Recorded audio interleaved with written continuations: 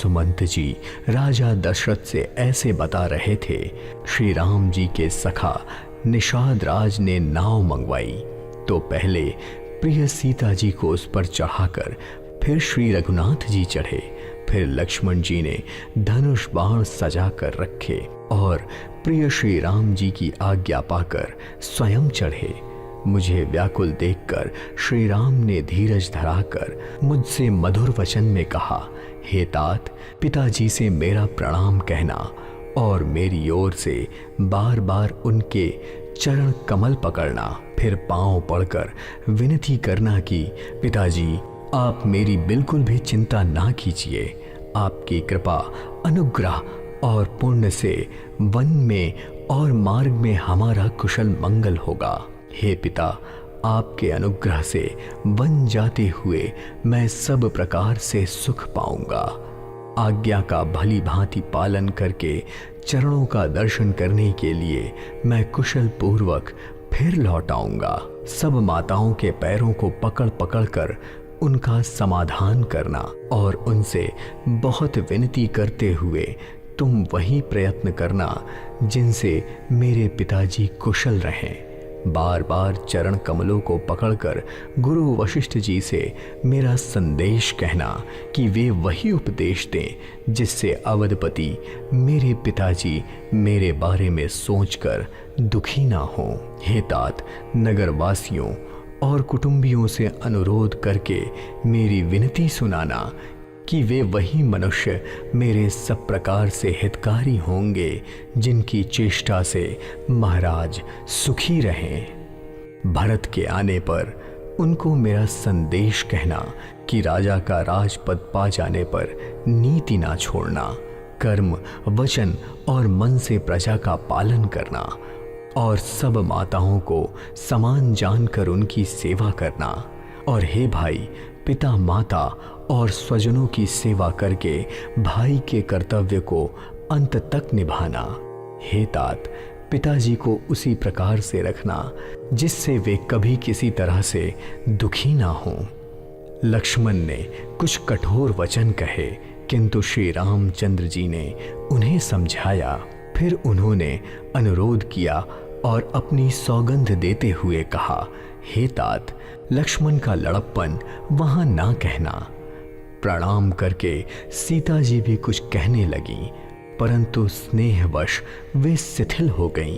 उनकी वाणी रुक गई, नेत्रों में जल भर आया और उनका शरीर रोमांच से व्याप्त हो गया। उसी समय श्री रामचंद्र जी की आज्ञा पाकर केवट ने नदी के पार जाने के लिए नाव चला दी। इस प्रकार रघुवंश तिलक श्री रामचंद्र जी चल दिए और मैं छाती पर वज्र रखकर खड़ा खड़ा देखता रहा। मैं अपने क्लेश को कैसे कहूँ जो श्री राम जी का यह संदेश लेकर जीवित ही लौट आया। ऐसा कहकर मंत्री की वाणी रुक गई और वे चुप हो गए और वे हानि की ग्लानि में सोच में डूब गए। सारथी सुमंत के वचन सुनते ही राजा पृथ्वी पर गिर पड़े। उनके हृदय में भयानक जलन होने लगी, वे तड़पने लगे। उनका मन भीषण मोह से व्याकुल हो गया, मानो मछली को पहली वर्षा का जल लग गया हो। सारी रानियां विलाप करके रोने लगीं। इस महान विपत्ति का वर्णन कैसे किया जाए जिसके लिए शब्द का चयन बहुत मुश्किल है। उस समय के विलाप को सुनकर दुख को भी दुख होने लगा और धीरज का भी धीरज भंग हो गया। राजा के राजनिवास में रोने और शोर सुनकर अयोध्या भर में बड़ा भारी कोहराम मच गया। ऐसा जान पड़ता था मानो पक्षियों के विशाल वन में रात के समय कठोर वज्र गिरा हो। राजा के प्राण कंठ में आ गए, मानो मणि के बिना सांप मरना सन हो गया हो। सारी इंद्रियां बहुत ही विकल हो गईं, मानो बिना जल के तालाब में कमलों का वन मुरझा गया हो। कौशल्या जी ने राजा को बहुत दुखी देखकर अपने हृदय में जान लिया कि अब सूर्य कुल का अस्त होने वाला है। तब श्री रामचंद्र जी की माता कौशल्या हृदय में धीरज धरकर समय के अनुकूल वचन बोली। हे नाथ, आप मन में समझकर विचार कीजिए कि श्री रामचंद्र जी का वियोग अपार समुद्र है, अयोध्या जहाज है और आप उसको खोने वाले हैं। सारे प्रियजन, कुटुंबी और प्रजा ही यात्रियों का समाज है जो इस जहाज पर चढ़ा हुआ है। आप धीरज धरिएगा तो सब पार पहुंचेंगे, नहीं तो सारा परिवार डूब जाएगा। हे प्रिय स्वामी, यही मेरी विनती हृदय में धारण कीजिएगा तो श्री राम लक्ष्मण सीता फिर आकर मिलेंगे। प्रिय पत्नी कौशल्या के कोमल वचन सुनते हुए राजा ने आंखें खोलकर देखा, मानो तड़पती हुई दीन मछली पर किसी ने शीतल जल छिड़का हो।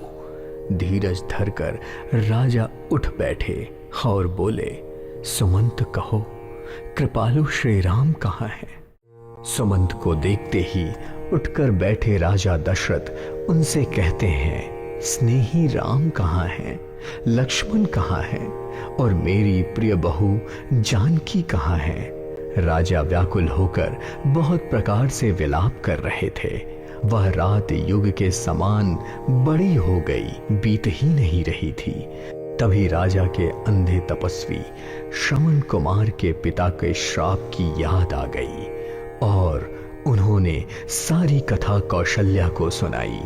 उस कथा को सुनते सुनते राजा व्याकुल हो गए और कहने लगे कि श्री राम के बिना जीने की आशा पर धिक्कार है। मैं उस शरीर का क्या करूंगा जो मेरे राम के बिना रहना पड़े।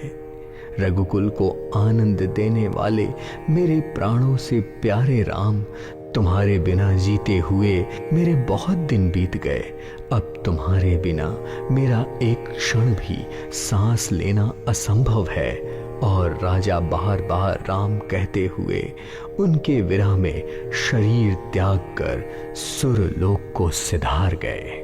जीने और मरने का फल तो दशरथ जी ने ही पाया, जिनका निर्मल यश अनेकों ब्रह्मांड में छा गया, जिन्होंने जीते जी श्री रामचंद्र जी के चंद्रमा के समान मुख को देखा और फिर श्री राम के विरह को निमित्त बनाकर अपना मरण सुधार लिया। सब रानियों शोक के मारे व्याकुल होकर रो रही थीं। वे राजा के रूप, शील, बल और तेज का बखान कर करके अनेकों प्रकार से विलाप कर रही थीं और बार बार धरती पर गिर गिर पड़ती थीं। दास दासी सभी व्याकुल होकर विलाप कर रहे थे और नगर निवासी घर घर में रो रहे थे और कह रहे थे कि आज धर्म की सीमा, गुण और रूप के भंडार, सूर्य कुल के सूर्य अस्त हो गए। सभी कैकेयी को गाली दे रहे थे, जिसने संसार भर को बिना नेत्र का कर दिया। इस प्रकार विलाप करते करते रात बीत गई। प्रातःकाल समाचार मिलते ही सारे बड़े बड़े ज्ञानी मुनि वहां आ गए। तब वशिष्ठ मुनि ने समय के अनुकूल अनेक इतिहास कहते हुए अपने ज्ञान के प्रकाश से सबका शोक दूर किया। वशिष्ठ ने नाव में तेल भरकर राजा के शरीर को उसमें रखवा दिया। फिर दूतों को बुलवाकर उनसे कहा, तुम लोग जल्दी से भरत के पास जाओ, पर राजा की मृत्यु का समाचार वहां किसी को ना कहना। बस भरत को इतना कहना कि दोनों भाइयों को गुरु ने बुलवाया है। मुनि की आज्ञा सुनते ही दूत वहां से भागे। वे अपने वेग से उत्तम घोड़ों को भी लजाते हुए भाग रहे थे। जब से अयोध्या में अनर्थ प्रारंभ हुआ था, तभी से भरत जी के साथ भी अपशगुन होने लगे थे। वे रात में भयंकर स्वप्न देखते और जागने पर स्वप्नों के कारण अनेकों तरह की बुरी बुरी कल्पनाएं किया करते थे और अनिष्ट की शांति के लिए वे प्रतिदिन ब्राह्मणों को भोजन करवाकर दान करते थे। अनेकों विधियों से रुद्राभिषेक करते थे। महादेव जी को हृदय में धारण कर उनसे माता पिता, कुटुंबियों और भाइयों की कुशलता मांगते थे। भरत जी इस प्रकार की चिंता में डूबे हुए थे कि तभी वहां दूत आ पहुंचे और गुरुजी की आज्ञा सुनते ही वे गणेश जी का स्मरण करके वहां से चल पड़े। हवा के समान वेग वाले घोड़ों को हाँकते हुए भरत जी विकट नदी, पहाड़ और जंगलों को लांघते हुए चले जा रहे थे। उनके हृदय में बहुत चिंता थी, उन्हें कुछ सुहा नहीं रहा था। ऐसा लग रहा था कि वे उड़कर जल्दी से घर पहुंच जाएं।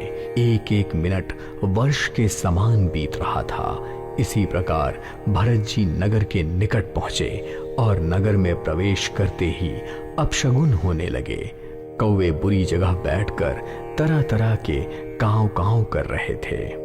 गधे और सियार अजीब आवाज से बोल रहे थे। यह सुन सुनकर भरत के मन में बहुत पीड़ा हो रही थी। तालाब, नदी, वन, बगीचे सब शोभाहीन हो रहे थे।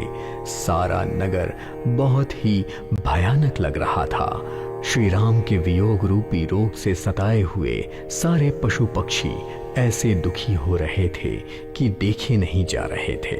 नगर के सभी स्त्री पुरुष अत्यंत दुखी थे, मानो सब अपनी सारी संपत्ति हार कर बैठ गए हों। नगर के लोग आपस में मिल तो रहे थे पर कुछ कहते नहीं थे। वे चुपके से वंदना करके चले जाते थे। भरत जी भी किसी से कुशल नहीं पूछ पा रहे थे क्योंकि उनके मन में भय और विषाद छाया हुआ था। बाजार और रास्ते देखे नहीं जा रहे थे, मानो नगर में दसों दिशाओं में अग्नि लगी हो। पुत्र के आने का समाचार सुनते ही कैकेयी बहुत हर्षित हुई। पुत्र भरत के आने का समाचार पाते ही कैकेयी बहुत हर्षित हुई और वह आरती सजाकर आनंद से भरकर उठकर दौड़ी और दरवाजे पर ही भरत और शत्रुघ्न से मिलकर उनको महल में ले आई। भरत ने जब सारे परिवार को दुखी देखा तो उनकी ऐसी हालत हो गई जैसे कमल के वन को पाला मार गया हो। एक कैकेयी ही थी जो इस तरह हर्षित दिख रही थी, जैसे भीलनी जंगल में आग लगाकर आनंद से भरी होती है। तभी पुत्र को बहुत उदास देखकर वो पूछने लगी, हमारे नहर में सब कुशल तो है?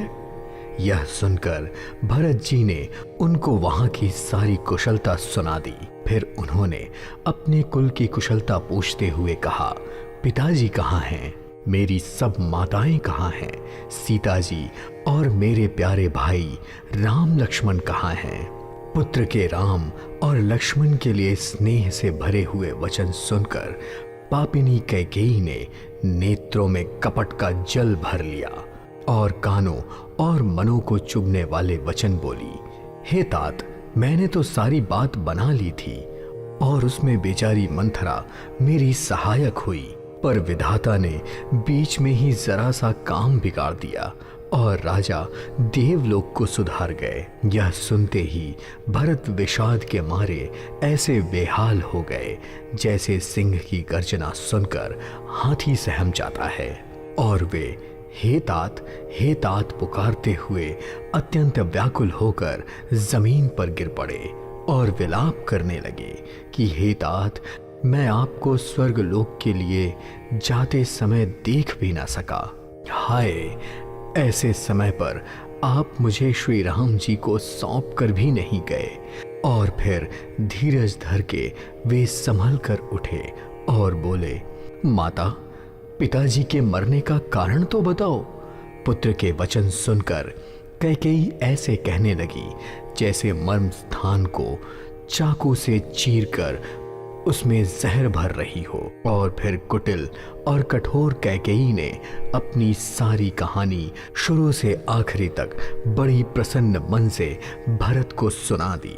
श्री रामचंद्र जी के वचन जाने की बात सुनते ही भरत जी पिताजी का मरण भूल गए और हृदय में इतने सारे अनर्थ का कारण अपने को ही मानकर वो मौन होकर सन्न रह गए और उनकी बोलती बंद हो गई।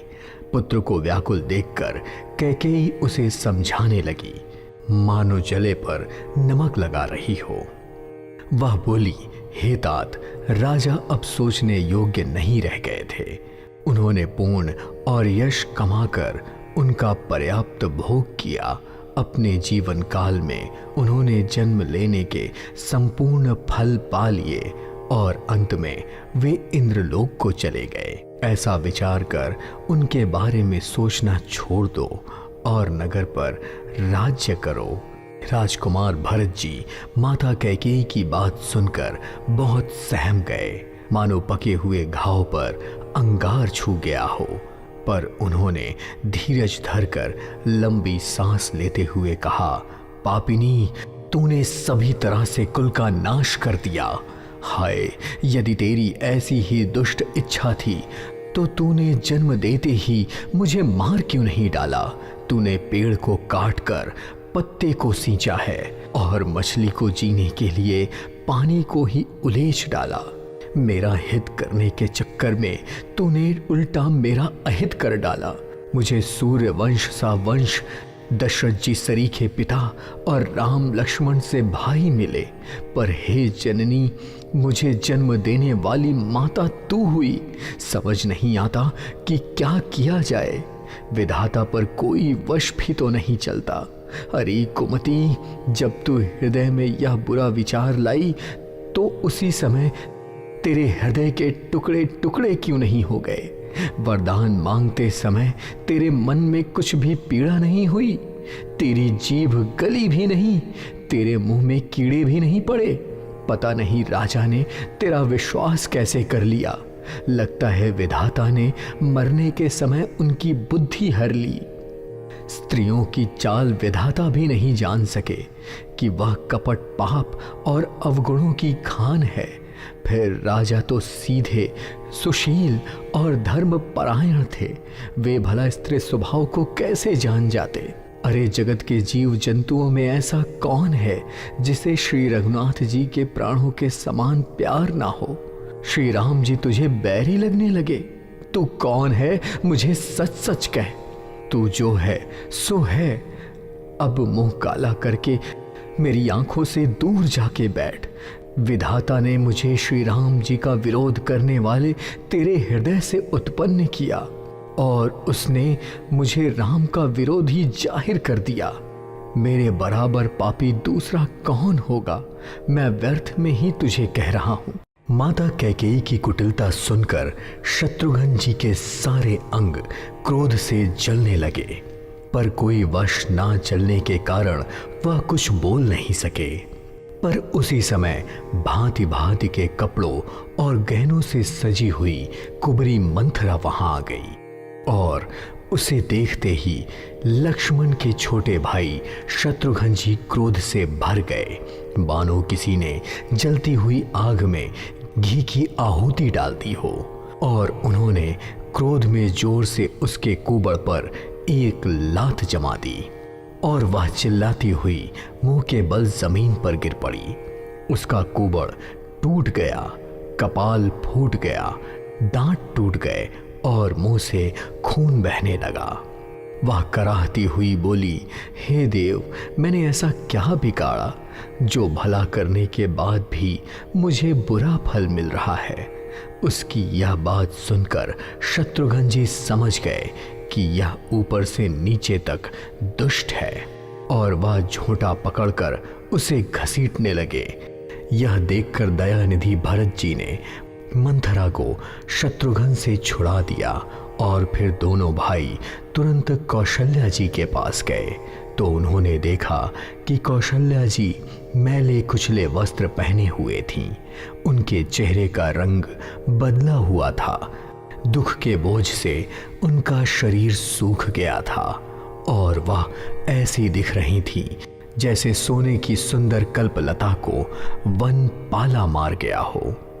भरत को देखते ही माता कौशल्या उठकर दौड़ी। वे चक्कर आ जाने से मूर्छित होकर पृथ्वी पर गिर पड़ी। यह देखते ही भरत बहुत व्याकुल हो गए और अपने शरीर की सुध भूलकर उनके चरणों में गिर पड़े और बोले, माता, पिता कहाँ हैं? उन्हें दिखा दो मुझे। सीता जी तथा मेरे दोनों भाई श्री राम लक्ष्मण कहाँ हैं? उन्हें दिखा दो। पता नहीं कैकेयी जगत में क्यों जन्मी, और यदि जन्मी भी तो फिर बांझ क्यों ना हुई, जिनसे कुल के कलंक और प्रियजनों के द्रोही मुझ जैसे पुत्र को उत्पन्न किया। इस समय तीनों लोक में मेरे समान अभागा कौन है, जिसके कारण हे माता तेरी यह दशा हुई है? पिताजी स्वर्ग में हैं और श्री राम जी वन में। केतु के समान केवल मैं ही इन सब अनर्थों का कारण हूँ। मुझे धिक्कार है। मैं बांस के वन में आग की तरह उत्पन्न हुआ और कठिन दाह, दुख और दोषों का भागी बना। भरत जी के कोमल वचन सुनकर माता कौशल्या जी संभल कर उठी। उन्होंने भरत को उठाकर अपनी छाती से लगा लिया और नेत्रों से आंसू बहाने लगी। सरल स्वभाव वाली माता कौशल्या ने बड़े प्रेम से भरत को ऐसे छाती से लगा लिया मानो श्री राम ही लौटकर वापस आ गए हों। फिर लक्ष्मण के छोटे भाई शत्रुघ्न को हृदय से लगाया। शोक और स्नेह उनके हृदय में समा नहीं रहा था। कौशल्या जी का स्वभाव देखकर सभी कह रहे थे, श्री राम जी की माता का ऐसा स्वभाव क्यों ना हो, आखिर वे श्री राम की माता हैं। तभी माता कौशल्या ने भरत जी को गोद में बिठा लिया और उनके आंसू पोंछकर कोमल वचन बोली, हे वत्स, मैं तुम्हारी बलैया लेती हूँ, तुम अभी भी धीरज धरो। बुरा समय जानकर शोक त्याग दो। काल और कर्म की गति अमिट समझकर हृदय में हानि और ग्लानि मत पालो। हे तात, किसी को दोष मत दो। विधाता मेरे लिए सब प्रकार से उल्टा हो गया है, जो इतने दुख पर भी मुझे जीवित रखे हुए है। अभी भी कौन जानता है कि उसे क्या भा रहा है। हे तात, पिता की आज्ञा से रघुवीर ने वस्त्र और आभूषण त्याग दिए हैं और वन का वस्त्र पहन लिए। उस समय उनके हृदय में ना कोई विषाद था और ना ही कोई हर्ष। उनका मुख प्रसन्न था, मन में ना आसक्ति थी ना रोष। सभी को सब तरह से संतोष कराकर वे वन चले गए। यह सुनकर सीता भी उनके साथ चली गईं। श्री राम के चरणों की अनुरागी वो किसी तरह भी ना रुकीं। यह सुनते ही लक्ष्मण भी उठे और श्री राम के साथ चल दिए। श्री रघुनाथ ने उन्हें बहुत रोकने का प्रयास किया, पर वे ना माने। तो श्री रघुनाथ जी सबको सिर नवाकर सीता और छोटे भाई लक्ष्मण को साथ लेकर वन चले गए। श्री राम, लक्ष्मण और सीता वन को चले गए, पर मैं ना तो उनके साथ ही गई और ना ही मैंने अपने प्राण ही उनके साथ भेजे। यह सब इन्हीं आंखों के सामने हुआ, तो भी मेरे अभागे प्राणों ने शरीर को नहीं छोड़ा। अपने स्नेह को देखकर मुझे लाज भी नहीं आती। राम जैसे पुत्र की मैं माता हूँ, पर जीना और मरना तो राजा ने खूब जाना। मेरा हृदय तो सैकड़ों वज्रों के समान कठोर है।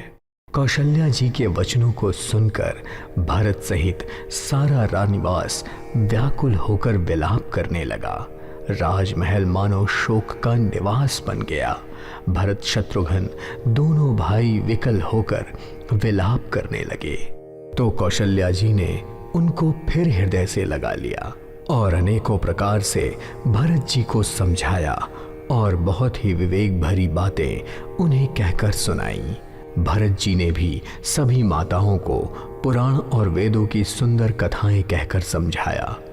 फिर दोनों हाथ जोड़कर भरत जी छल रहित पवित्र और सीधी सुंदर वाणी बोले, जो पाप माता पिता और पुत्र को मारने से होते हैं और जो गौशाला और ब्राह्मणों के नगर जलाने से होते हैं, जो पाप स्त्री और बालक की हत्या करने से होते हैं, जो मित्र और राजा को जहर देने से होते हैं, मन, क्रम और वचन से होने वाले जितने भी छोटे बड़े पाप हैं, हे विधाता, यदि इस काम में मेरा कोई भी मत हो तो हे माता, वे सब पाप मुझे लगे जो श्री हरि और श्री शंकर जी के चरणों को छोड़कर भयानक भूत प्रेत को भजते हैं। हे माता, यदि इसमें मेरा मत हो तो हे विधाता, मुझे उसकी गति दे। जो लोग वेदों को बेचते हैं, धर्म को दुह लेते हैं, चुगलखोर हैं, दूसरों के पापों को कह देते हैं, जो कपटी, कुटिल, कलह प्रिय और क्रोधी हैं, तथा जो वेदों की निंदा करने वाले हैं और विश्व भर के विरोधी हैं, जो लोभी, लंपट और लालचियों जैसे आचरण करने वाले हैं, जो पराये धन और पराये स्त्री के वश में रहते हैं। हे जननी, यदि इस काम में मेरी थोड़ी भी सम्मति हो तो मैं उनकी भयानक गति को पाऊं, जिनका सत्संग मेरा प्रेम नहीं है, जो अभागे परामर्श के मार्ग से विमुख हैं, जो मनुष्य शरीर पाकर भी श्री हरि का भजन नहीं करते, जिनको हरिहर का सुयश नहीं सुहाता, जो वेद मार्ग को छोड़कर प्रतिकूल मार्ग पर चलते हैं, जो ठग हैं और वेश बनाकर जगत को छलते हैं। हे माता, यदि मैं इस भेद को जानता भी हूँ तो शंकर जी मुझे उन लोगों की गति दें। माता कौशल्या भरत के सच्चे और सरल वचनों को सुनकर कहने लगी, हे तात, तुम तो मन, वचन और शरीर से सदा ही श्री राम के प्यारे हो। श्री राम तुम्हें अपने प्राणों से भी बढ़कर प्रिय हैं और तुम भी रघुनाथ को प्राणों से भी अधिक प्यारे हो। चंद्रमा चाहे विष बरसाने लगे, पाला चाहे आग बरसाने लगे, जलचर जीव चाहे जल से अलग हो जाएं, और ज्ञान हो जाने पर भी चाहे मोह ना मिटे, पर तुम श्री रामचंद्र के प्रतिकूल कभी नहीं हो सकते। जगत में यदि कोई ऐसा कहे कि इसमें तुम्हारी सम्मति है तो वे स्वप्न में भी सुख और शुभ गति नहीं पावेंगे। ऐसा कहकर माता कौशल्या ने भरत जी को हृदय से लगा लिया। ममता के वश में होने के कारण उनके स्तनों से दूध बहने लगा और नेत्रों में प्रेमश्रु के जल भर आए। इस प्रकार विलाप करते हुए सारी रात बैठे बैठे ही बीत गई और तब वामदेव जी और वशिष्ठ जी वहां आए। उन्होंने सारे मंत्रियों तथा महाराजों को बुलाया। फिर मुनि वशिष्ठ जी ने परामर्श के सुंदर समयानुकूल वचन कहकर बहुत प्रकार से भरत जी को उपदेश दिया। वशिष्ठ ने कहा, हे तात, हृदय में धीरज धरो और आज जिस कार्य को करने का अवसर है उसे करो। गुरु के वचन सुनकर भरत उठे। उन्होंने राजा के अंतिम संस्कार की सादगी भरी तैयारी करने के लिए कहा। फिर वेदों में बताई हुई विधि से राजा के देह को स्नान कराया गया और एक परम विचित्र विमान बनाया गया। भरत जी ने सब माताओं के चरण पकड़ रखा और प्रार्थना करके उन्हें सती होने से रोक लिया।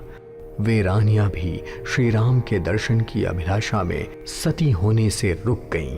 चंदन और अगर के अनेकों प्रकार के कपूर, गूगल, केसर आदि सुगंधित द्रव्यों के बहुत से बोझ लाए गए।